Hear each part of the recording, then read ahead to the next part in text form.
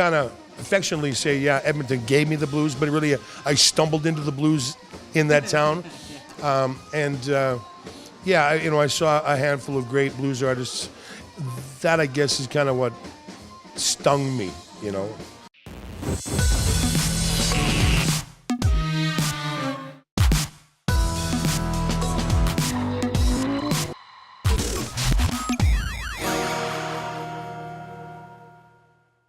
Hello, everyone. Welcome to this episode of Tuned. I'm here at the Rockstar Bar with Harpdog Brown.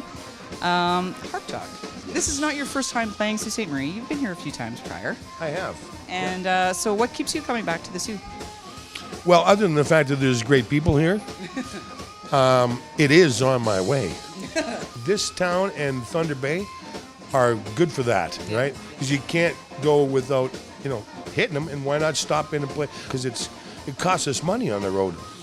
Even if we're playing, it costs us money. So if we're not playing, it's even cost more money. So we always like to play as best we can. So, and then I stumbled into this Sault Blues Society. It's like, okay, now we got to do something, for the Blues Society instead of just, the Wednesday night acoustic kind of, open mic kind of a thing or jam, So 2 years ago, we did our first show here at the Rockstar Bar, and I had little Victor Mack on tour with me, and so that was our first engagement with the Blues Society, and it was great. It was like, kind of like a full house like tonight, and so it's you just gotta continue doing that, because you gotta keep sort of like planting a seed, and then you gotta kind of tend to that. So you were from Edmonton originally.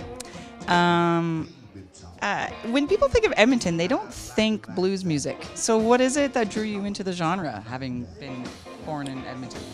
Well, there were blues artists that came to Edmonton on a regular basis. I saw James Cott when I was about 17 years old. So Big Miller moved to Edmonton from Kansas City. Clarence Miller, and he is definitely a Kansas City blues man. And so I remember seeing him too. And he lived there. So Edmonton was and I think still is, a very cultured northern town. So you've been at this since the early 80s as a blues musician. Two-part question. How has the blues scene in Canada changed or stayed the same since then? And how have you seen the music industry as a whole change since you started?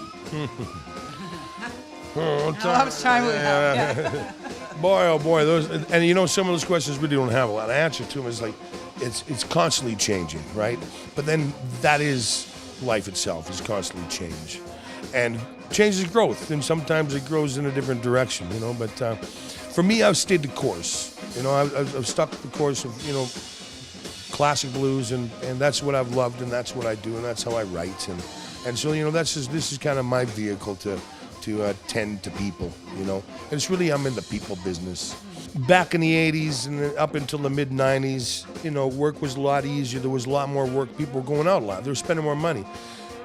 Every gig was a 6-night stand. So a 6-week tour was 6 locations.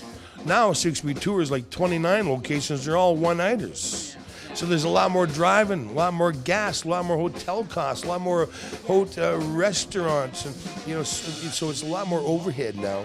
It's a tougher grind, but I remind myself that if it was easy, everybody'd be doing it, and then it'd be crowded. I'd rather be tough, and only the tough survive. Right. And so I'm okay with that. And so I just continue doing what I do, and I try not to really analyze it or think I understand it. All I do is I just ride by the edge of my seat, so I'll land on my feet and just kind of roll with the punches, and just stay course, and just kind of keep true to myself, and just hope that will continue with providing for what my needs are. It's rare, I think, that these days, especially a Canadian artist, that you can you make a living off of music. Well, I kind of think more like I'm making music than making a living, because I don't have a boat and a sports car and all that stuff. But but I'm paying a mortgage. And it's not my. It's my mortgage now, not somebody else's. I'm just paying rent, which is a step in the right direction.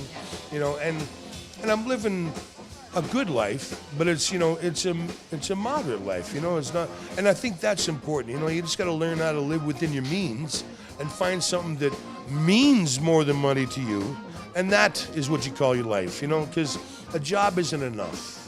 You got to have a reason. It's got to be, for me anyway. It's got to be deeper than just, well, how much money can I make, and will that make me happy? Well, I've found that the more money I have doesn't exactly make me happy. Just has more money to get more stuff, and that doesn't make me happy. So now I know how, happy is just continuing working hard and taking it to the people. Yeah. Well, keep on keeping on for us that like the blues. Thanks, everyone, and stay tuned.